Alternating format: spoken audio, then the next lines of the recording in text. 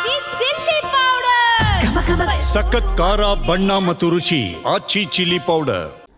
ನಾಳೆ ಜಿಬಿಎ ಕೇಂದ್ರ ಕಚೇರಿಯಲ್ಲಿ ಹಕ್ಕು ಪತ್ರ ವಿತರಣೆ ಆಗುತ್ತೆ. ಕೋಗಿಲು ಬಳಿ ಮನೆ ಕಳೆದುಕೊಂಡವರಿಗೆ ಪತ್ರ ವಿತರಣೆ ಮಾಡಲಾಗುತ್ತೆ. ತರಾತುರಿಯಲ್ಲಿ ಹಕ್ಕು ಪತ್ರ ವಿತರಣೆಗೆ ಈಗ ಸರ್ಕಾರ ಮುಂದಾಗಿದೆ. ನಾಳೆ ಸಂಜೆ 4 ಗಂಟೆಗೆ ಜಿಬಿಎ ಕೇಂದ್ರ ಕಚೇರಿಯಲ್ಲಿ ಈ ಒಂದು ಕಾರ್ಯಕ್ರಮವನ್ನು ಇಟ್ಟುಕೊಂಡಿದ್ದಾರೆ. ಡಾಕ್ಟರ್ ರಾಜ್ಕುಮಾರ್ ಗಾಜಿನ ಮನೆಯಲ್ಲಿ ಈ ಕಾರ್ಯಕ್ರಮ ಇರುತ್ತೆ. ಸಚಿವ ಜಮೀರ್ ಅಹಮದ್, ಕೃಷ್ಣ ಬೈರೇಗೌಡರು ಕೂಡ ಈ ಕಾರ್ಯಕ್ರಮದಲ್ಲಿ ಭಾಗಿಯಾಗ್ತಾ ಇದ್ದಾರೆ. ಕೋಗಿಲು ಬಳಿ ಅನಧಿಕೃತವಾಗಿ ಮನೆ ನಿರ್ಮಾಣ ಮಾಡಿಕೊಂಡಿರುವಂತಹ 25 ಕುಟುಂಬಕ್ಕೆ, ಈ ಎಲ್ಲ ಕುಟುಂಬಗಳಿಗೂ ಕೂಡ ಈಗ ಹಕ್ಕು ಪತ್ರ ವಿತರಣೆ ಆರಂಭದಲ್ಲಿ ಮೊದಲ ಹಂತ ಅಂತ ಹೇಳಲಾಗ್ತಾ ಇದೆ. ಇದು ಅಂದರೆ ಮೊದಲ ಹಂತದ ಯಾರಿಗೆ ಅವಶ್ಯಕತೆ ಇದೆ ಅವರಿಗೆ ಮಾತ್ರ ಹಕ್ಕು ಪತ್ರವನ್ನು ನೀಡಬೇಕು ಅನ್ನುವಂಥ ಲೆಕ್ಕಾಚಾರ. ಸೊ ನಾಳೆ ಜಿಬಿಎ ಕೇಂದ್ರ ಕಚೇರಿಯಲ್ಲಿ ಹಕ್ಕು ಪತ್ರ ವಿತರಣೆಯ ಕಾರ್ಯಕ್ರಮ ಇದೆ. ಕೋಗಿಲು ಬಳಿ ಮನೆ ಕಳೆದುಕೊಂಡವರಿಗೆ ಪತ್ರ ವಿತರಣೆ ಮಾಡಬೇಕಾಗತ್ತೆ. ಆ ಒಂದು ಕಾರ್ಯಕ್ರಮ ತರಾತುರಿಯಲ್ಲಿ ಹಕ್ಕು ಪತ್ರ ವಿತರಣೆಗೆ ಮುಂದಾಯ್ತಾ ಸರ್ಕಾರ ಅನ್ನುವಂಥದ್ದು. ಅಷ್ಟೊಂದು ಅವಸರ, ಅಕ್ರಮವಾಗಿ ಕಟ್ಟಡವನ್ನು ನಿರ್ಮಾಣ ಮಾಡಿಕೊಂಡಿದ್ದವರು ಅಂಥವರಿಗೆ ಅಷ್ಟೊಂದು ಕಾಳಜಿ ಯಾಕೆ ಅನ್ನುವಂಥ ಪ್ರಶ್ನೆ. ಆಮೇಲೆ ಅಲ್ಲಿರುವಂಥ ಎಲ್ರಿಗೂ ಕೂಡ ಇಲ್ಲ. ಇದು ಪರಿಶೀಲನೆ ಮಾಡಿದಾರಂತೆ, ಯಾರಿಗೆ ಅವಶ್ಯಕತೆ ಇದೆ ಅವರಿಗೆ ಮಾತ್ರ ಕೊಡ್ತಿದ್ದಾರಂತೆ. ಹಾಗಾದರೆ ಉಳಿದವರು ಏನು ಮಾಡಬೇಕು? ಇದರಲ್ಲೂ ಚೌಕಾಸಿ, ಎಂಥವ್ರಿಗೆ ಕೊಡಬೇಕು ಎಂಥವ್ರಿಗೆ ಕೊಡಬಾರ್ದು ಅನ್ನೋದು. ಅಲ್ಲಿ ಎಲ್ಲರ ಮನೆಯನ್ನು ಕೆಡದಿರಲ್ಲ, ಕಣ್ಣು ಮುಚ್ಚಿ ಕೊಟ್ಬಿಡಿ ಆ ಕಡೆ ಎಲ್ಲರಿಗೂ. ಅದರಲ್ಲಿ ಯಾರಿಗೆ ಅವಶ್ಯಕತೆ ಇದೆ ಅವರಿಗೆ ಮಾತ್ರ ಕೊಡೋದು ಅನ್ನೋದು, ಉಳಿದವ್ರು ಏನು ಮಾಡಬೇಕು ಅಲ್ಲಿ? ಈ ರೀತಿಯ ಚರ್ಚೆಗಳು ಕೂಡ ಆಗ್ತಾ ಇದೆ. ಮೊದಲ ಹಂತದಲ್ಲಿ ಯಾರಿಗೆ ಅವಶ್ಯಕತೆ ಇದೆ ಅವರಿಗೆ ಮಾತ್ರ ಹಕ್ಕುಪತ್ರ ವಿತರಣೆ, ಅದು ನಾಳೆನೇ, ಇಷ್ಟು ಬೇಗ. ಸೊ ನಾಳೆ ನೋಡಬೇಕು ಎಷ್ಟು ಜನರಿಗೆ ಹಕ್ಕುಪತ್ರ ನೀಡಲಾಗುತ್ತೆ ಅಂತೇಳಿ. ನಾಳೆ ಸಂಜೆ 4 ಗಂಟೆಗೆ ಒಂದು ಕಾರ್ಯಕ್ರಮ ಇದೆ.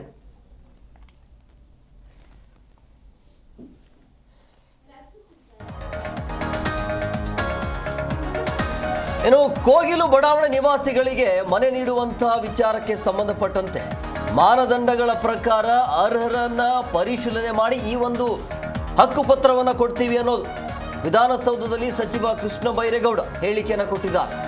ಪೂರ್ತಿ ಪರಿಶೀಲನೆ ಮಾಡೋದಕ್ಕೆ ಸಮಯ ಆಗತ್ತೆ, ಸಮಯ ತಗೊಳ್ಳಿಯಲ್ಲ, ಅಷ್ಟೊಂದು ಅವಸರ ಏನಿದೆ ಅಂತ. ಮೊದಲ ಪಟ್ಟಿ ಈಗಾಗಲೇ ಬಿಡುಗಡೆ ಆಗಿದೆ. ಮೊದಲ ಪಟ್ಟಿ ಅರ್ಹರಿಗೆ ಪರ್ಯಾಯ ವ್ಯವಸ್ಥೆಯನ್ನು ಕಲ್ಪಿಸಿಕೊಡಲಾಗ್ತಾ ಇದೆ, ಅಂದರೆ ಅವರಿಗೆ ಹಕ್ಕುಪತ್ರ ನೀಡಲಾಗ್ತಾ ಇದೆ. ವೆರಿಫಿಕೇಷನ್ ಮುಗಿಯುವವರೆಗೂ ನಾನು ಮಾತನಾಡಲಿಕ್ಕೆ ಹೋಗೋದಿಲ್ಲ, ಕಾಮೆಂಟ್ ಮಾಡಲಿಕ್ಕೆ ಹೋಗೋದಿಲ್ಲ ಅಂತ ಕೃಷ್ಣ ಬೈರೇಗೌಡರವರ ಸ್ಟೇಟ್ಮೆಂಟ್. ಈ ಬಗ್ಗೆ ಮತ್ತಷ್ಟು ಮಾಹಿತಿ ನೀಡ್ತಾರೆ ನಮ್ಮ ಪ್ರತಿನಿಧಿ ಮಂಜುನಾಥ್, ಫೋನ್ ಸಂಪರ್ಕದಲ್ಲಿದ್ದಾರೆ. ಮಂಜುನಾಥ್, ಅಷ್ಟೊಂದು ಅವಸರ, ಅಷ್ಟೊಂದು ಕಾಳಜಿ, ಅಷ್ಟೊಂದು ಪ್ರೀತಿ ಅವಶ್ಯಕತೆ ಇತ್ತ ಅನ್ನೋದು ಸಹಜವಾಗಿ ಪ್ರಶ್ನೆ. ಆಮೇಲೆ ಅರ್ಹರಿಗೆ ಮಾತ್ರ ಅನ್ನೋದು, ಉಳಿದವರು ಏನು ಮಾಡಬೇಕು? ಕಣ್ಣು ಮುಚ್ಕೊಂಡು ಕೊಟ್ಬಿಡ್ಬೇಕಲ್ಲ ಆ ಕಡೆ ಎಲ್ಲಾನು. ಹೇಮಕುಮಾರ್, ಈ ಒಂದು ವಿಚಾರವಾಗಿ ಹೇಳ್ಬೇಕು ಅಂತಂದ್ರೆ, ರಾಜೀವ್ ಗಾಂಧಿ ವಸತಿ ಯೋಜನೆಯಡಿ ಕಳೆದ 8-9 ವರ್ಷಗಳಿಂದ ಬೆಂಗಳೂರಿನಲ್ಲಿರುವಂತ, ಮೂಲತಃ ಅದು 5 ವರ್ಷಗಳಿಗಿಂತೂ ಮೇಲ್ಪಟ್ಟು ಸುಮಾರು 30 ವರ್ಷಗಳಿಂದಲೂ ಕೂಡ ಬೆಂಗಳೂರಿನಲ್ಲಿ ನಿರಾಶ್ರಿತರಿದ್ದಾರೆ. ಅಂದ್ರೆ ಬಾಡಿಗೆ ಮನೆಗಳು ಇಟ್ಕೊಂಡೆ ತೀರಾ ಕಡುಬಡತನದಲ್ಲಿ ಕಟ್ಟಡ ಕಾರ್ಮಿಕರಾಗ್ಬೋದು, ಸೇರಿದಂತೆ ಕೂಲಿ ಕಾರ್ಮಿಕರೆಲ್ಲರೂ ಕೂಡ ಈ ಒಂದು ಯೋಜನೆಯಲ್ಲಿ ಮನೆಗಳಿಗೆ ಅರ್ಜಿಯನ್ನ ಹಾಕಿದ್ದಾರೆ. ಅರ್ಜಿಗಳನ್ನ ಹಾಕಿ 1 ಲಕ್ಷ, 2 ಲಕ್ಷ, 8 ಲಕ್ಷ, 9 ಲಕ್ಷ, 10 ಲಕ್ಷದವರೆಗೂ ಕೂಡ ಅಮೌಂಟ್ ಗಳನ್ನ ಕಟ್ಟಿದ್ದಾರೆ. ಇಷ್ಟು ಪ್ರಕ್ರಿಯೆಗಳಾಗಿದ್ರು ಕೂಡ ಅವರಿಗೆ 8-9 ವರ್ಷಗಳಿಂದಲೂ ಕೂಡ ಮನೆಗಳು ಸಿಕ್ಕಿಲ್ಲ ಈ ಯೋಜನೆ ಅಡಿ. ಆದ್ರೆ ಮೊನ್ನೆ ಕೋಗಿಲು ಲೇಔಟಲ್ಲಿ 167 ಕುಟುಂಬಗಳ ಒಂದು ಗುಡಿಸಲು ಮನೆಗಳನ್ನ ಜಿಬಿಎ ವತಿಯಿಂದ ತೆರವು ಮಾಡಿದ್ರಲ್ಲ, ಅವ್ರಿಗೆ ತರಾತುರಿಯಲ್ಲಿ ಸರ್ಕಾರದ ಮಟ್ಟದಲ್ಲಿ ಹೇಳಿಕೆಗಳನ್ನ ಕೊಟ್ಕೊಂಡು, ದಾಖಲೆಗಳನ್ನ ಕೊಡ್ತೇವೆ, ಪರಿಶೀಲನೆ ಮಾಡಿಕೊಂಡು ಡಾಕ್ಯುಮೆಂಟ್ ಗಳನ್ನ ಕ್ಲಿಯರ್ ಆಗಿದಾವೆ ಎನ್ನುವಂತ ನಿಟ್ಟಿನಲ್ಲಿ ಸದ್ಯಕ್ಕೆ ಈಗ ಅಲ್ಲಿದ್ದಂತಹ ಕುಟುಂಬಗಳೇ ನಿರಾಶ್ರಿತರಾಗಿದ್ದಾರೆ ಎನ್ನುವಂತ ನಿಟ್ಟಿನಲ್ಲಿ ಮನಗಂಡಂತಹ ಒಂದಷ್ಟು ಮಿನಿಸ್ಟರ್ಗಳಾಗ್ಬೋದು, ಉಪಮುಖ್ಯಮಂತ್ರಿ ಆಗ್ಬೋದು, ಸೇರಿದಂತೆ ಒಂದಷ್ಟು ಅಧಿಕಾರಿಗಳು ಅವ್ರ ಕರುಣೆ ತೋರುವಂತ ಕೆಲಸ ಆಗ್ತಿದೆ ಅನ್ನುವಂತ ನಿಟ್ಟಿನಲ್ಲಿ ಒಂದು ಅನುಮಾನ ಮೂಡ್ತಾ ಇತ್ತು. ಅನುಮಾನಕ್ಕೆಲ್ಲೂ ಕೂಡ ಬ್ರೇಕ್ ಬೀಳ್ತಾ ಇದೆ. ನಾಳೆ ಬೆಂಗಳೂರಿನ ಜಿಬಿಎ ಕೇಂದ್ರ ಕಚೇರಿಯಲ್ಲಿರುವಂತ ಗಾಜಿನ ಮನೆಯಲ್ಲಿ ಡಾಕ್ಟರ್ ರಾಜ್ಕುಮಾರ್ ಸಭಾಂಗಣದಲ್ಲಿ 25 ಕುಟುಂಬಕ್ಕೆ ಹಕ್ಕುಪತ್ರ ವಿತರಣೆ ಮಾಡುವಂತದ್ದಕ್ಕೆ ಮುಂದಾಗ್ತಾ ಇದ್ದಾರೆ. ನಾಳೆ ಸಂಜೆ 4 ಗಂಟೆಗೆ ಈ ಒಂದು ಕಾರ್ಯಕ್ರಮ ಆಯೋಜನೆ ಮಾಡಿದ್ದು, ಕಾರ್ಯಕ್ರಮದಲ್ಲಿ ಸಚಿವ ಜಮೀರ್ ಅಹಮದ್ ಆಗ್ಬೋದು, ಕೃಷ್ಣ ಬೈರೇಗೌಡ ಆಗ್ಬೋದು, ಸೇರಿದಂತೆ ಡಿ.ಕೆ. ಶಿವಕುಮಾರ್ ಅವರು ಕೂಡ ಭಾಗಿಯಾಗುವಂತ ಸಾಧ್ಯತೆ ಇದೆ. ಮೊದಲ ಹಂತದಲ್ಲಿ 25 ಮಂದಿಗೆ ರಾಜೀವ್ ಗಾಂಧಿ ವಸತಿ ಯೋಜನೆಯಲ್ಲಿ ಸಂಕೀರ್ಣಗಳು, ಅಂದ್ರೆ ಸುಮಾರು ಬೆಂಗಳೂರಿನಲ್ಲಿ 4-5 ಕಡೆ ಅಪಾರ್ಟ್ಮೆಂಟ್ ಗಳನ್ನ ಕಟ್ಟಲಾಗ್ತಾ ಇದೆ. 1 ಲಕ್ಷ ಮನೆಗಳನ್ನ ಕೊಡುವಂತ ಯೋಜನೆ ಆಗಿದೆ. ಕೇಂದ್ರ ಸರ್ಕಾರ ಮತ್ತು ರಾಜ್ಯ ಸರ್ಕಾರದ ಅವರದ್ದೇ ಆದಂತಹ ಅಮೌಂಟ್ ಗಳನ್ನ ಹಾಕೊಂಡು ಅಪಾರ್ಟ್ಮೆಂಟ್ ಗಳನ್ನ ಕಟ್ಟಲಾಗ್ತಾ ಇದೆ. ಸುಮಾರು 8-9 ವರ್ಷಗಳಿಂದ ಈ ಕಟ್ಟಡಗಳು ಇನ್ನೂ ಕೂಡ ನಿರ್ಮಾಣ ಆಗಿಲ್ಲ. ನಿರ್ಮಾಣ ಆಗಿರುವಂತರ ಜೊತೆಗೆ ನಮಗೆ ಮನೆಗಳೇ ಸಿಕ್ಕಿಲ್ಲ, ದುಡ್ಡು ಕಟ್ಟಿದ್ರು ಎನ್ನುವಂತ ನಿಟ್ಟಿನಲ್ಲಿ ಅವರು ಅಳಲನ್ನ ತೋಡ್ಕೊಳ್ಳುವಂತ ಕೆಲಸ ಆಗ್ತಾ ಇದ್ರೆ, ಮೊನ್ನೆ ಅಷ್ಟೇ ಒಂದಷ್ಟು ಡಾಕ್ಯುಮೆಂಟ್ ಗಳನ್ನು ಕೂಡ ನಮ್ ಜಿ ಕನ್ನಡ ನ್ಯೂಸ್ ನಲ್ಲೂ ಕೂಡ ಬಹಿರಂಗ ಪಡಿಸುವಂತ ಕೆಲಸ ಆಗಿದೆ. ಅಲ್ಲಿ ಇನ್ನೂ 3 ವರ್ಷ ಕಂಪ್ಲೀಟ್ ಆಗಿಲ್ಲ. ಕೆಲವರಿಗೆ ರೇಷನ್ ಕಾರ್ಡ್ ಮೊನ್ನೆ ವಿತರಣೆ ಆಗಿದೆ ಅನ್ನುವಂತ ನಿಟ್ಟಿನಲ್ಲಿ ಕೂಡ ಮಾಹಿತಿ ಗೊತ್ತಾಗ್ತಾ ಇದೆ. ಆಧಾರ್ ಕಾರ್ಡ್ ಅಲ್ಲಿ ಕೂಡ ರೀಸೆಂಟ್ ಆಗಿ ಅವ್ರ ಕೈಗೆ ಸಿಕ್ಕಿರುವಂತದ್ದು ಕೂಡ ಗೊತ್ತಾಗ್ತಾ ಇದೆ.